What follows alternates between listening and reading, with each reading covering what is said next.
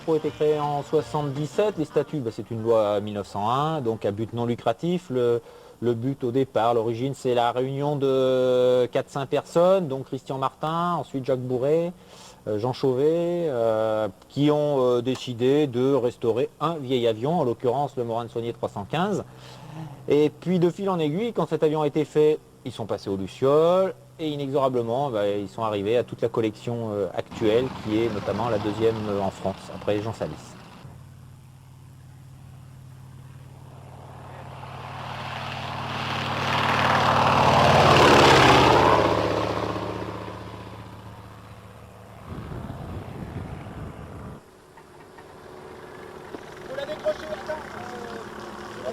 Rétro, c'est à peu près une trentaine de membres de tout âge, ça part personnes qui ont 15 ans jusqu'à des personnes qui ont 75 ans. C'est des gens qui viennent à peu près de tout horizon, il y en a qui sont étudiants, il y en a qui viennent du milieu de l'aéronautique, qui sont anciens contrôleurs aériens, anciens pilotes de chasse, pilotes de ligne ou maintenant même certains pilotes de tracker dans la sécurité civile. Aussi plus généralement des gens de l'industrie, des gens pour l'informatique, enfin un peu tous les horizons, quoi.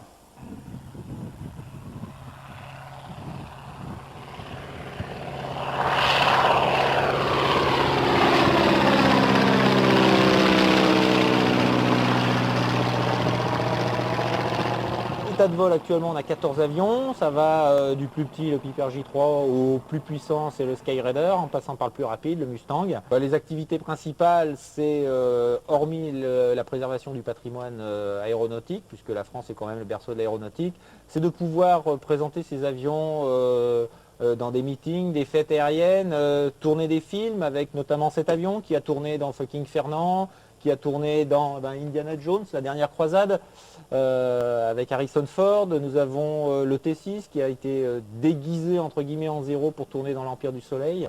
On essaye le plus souvent de les prêter dans des films qui sont à consonance historique.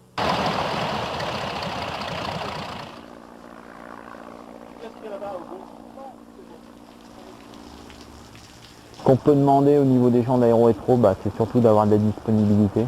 C'est une des choses primordiales, hein, parce que c'est vrai que l'entretien des avions demande beaucoup de temps, beaucoup d'investissement personnel. Quand on arrive au début dans l'aéronautique, que ce soit moi quand j'étais jeune ou d'autres personnes, pas nécessairement qu'on connaît le boulot de A à Z. Donc c'est vrai qu'on commence surtout par prendre le chiffon, hein, pour expliquer les avions. Et puis petit à petit, sous le couvert de personnes qui ont de l'expérience depuis beaucoup d'années sur les machines et sur l'entretien des aéronefs, dans différents secteurs, aussi bien l'entoilage, la menuiserie, l'électricité, l'hydraulique ou la motorisation, le transfert des compétences se fait, on pourrait dire familièrement, sur le tas avec différentes personnes de l'association.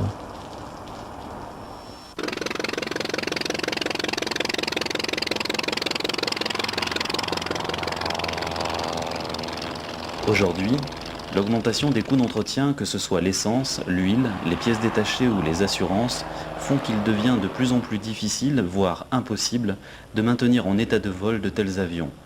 D'où le besoin urgent de subventions, de l'obtention du statut de musée ou encore la recherche de partenaires ou de sponsors.